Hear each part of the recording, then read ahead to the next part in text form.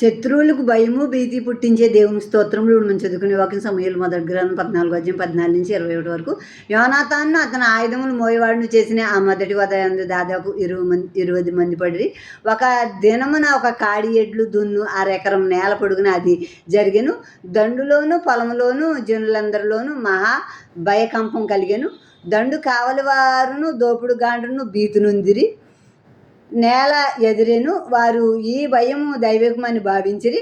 దండువారు చెదిరిపోయి బొత్తిగా ఓడిపోవట బెన్యామీనీయులు గిబియాలోనున్న సౌలు యొక్క వెగులు వారికి కనబడగా, సౌలు మీరు లెక్కపెట్టి మన యొద్ద లేనివారు ఎవరో చూడుడని తన యొద్దనున్న జనులతో చెప్పెను. వారు లెక్క చూసి యోనాతానును అతని ఆయుధములు మోయవాడు లేరని తెలుసుకుండ్రి. దేవుని మందసం అప్పుడు ఇశ్రాయేలు వద్ద ఉండగా దేవుని మందసం ఇక్కడికి తీసుకుని రమ్మని సౌలు అహియాకు సెలవిచ్చెను. సౌలు యాజకునితో మాట్లాడుచుండగా ఫిలిప్పీల దండులో ధ్వని మరి ఎక్కువగా వినబడెను. కాబట్టి సౌలు యాజకునితో నీ చెయ్యి వెనుకకు తీయమని చెప్పి తానును తన యొద్ద నున్న జనులందరూ కూడుకుని యుద్ధమునకు సొరబడిరి.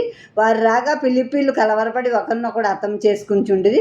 మరియు అంతకు మునుపు ఫిలిప్పీల వశమునున్న వారే చుట్టూనున్న ప్రాంతంలో నుండి వారితో కూడా దండునికి వచ్చిన ఎబ్రీయులు సౌలు వద్దను యోనాతాను వద్దను ఉన్న ఇశ్రాయేలుతో కలుసుకొని వాళ్ళని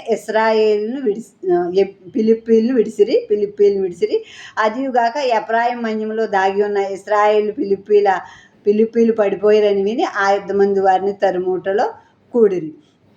ఇక్కడ యోనాతాను ఆయుధములు మోసేవాడు. ఫిలిస్తీన్ని చాలామందిని అతం చేశారు. 20 మంది దాకా అతం చేశారు. ఒక అరెకరం స్థలం ఎంత ఉంటుందో ఆ స్థలం అంతా ఆ యుద్ధం జరిగింది. అప్పుడు ఫిలిప్పీలకి భయకంపం కలిగిందనమాట. ఆ ఇద్దరితో యుద్ధం చేయడానికే ఫిలిప్పీలకి భయకంపం కలిగింది. భీతి నొందిన వారే ఈ వాటమి ఈ భయం దైవికమని వాళ్ళు భావించారు. దేవుడు చేసింది ఇది అని వాళ్ళు భావించారు. వాళ్ళు భావించినప్పుడు సౌలు వేగుల వారిని పెట్టాడు అనమాట. ఆ ఫిలిప్పీలు ఆనుపాను చూస్తూ ఎప్పటికప్పుడు నాకు తెలియజేయి అని సౌలు వేగుల వారిని పెడితే వేగుల వారు చూస్తున్నారు ఈ యుద్ధం జరగటం. ఇక్కడ ఫిలిప్పీలు అటు ఇటు చెదిరిపోయి పరుగులెట్టడం భయంతో చూసి సౌలుకు చెప్పారు విషయం. సౌలు అంటాడు మనలో ఎవరు లేరో చూడండి లెక్క పెట్టండి అన్నప్పుడు మనలో యోనాతాను ఆయుధములు మోయేవాడు లేరు అన్నప్పుడు అప్పుడు అక్కడ అహియా యాజకుడు ఉన్నాడు.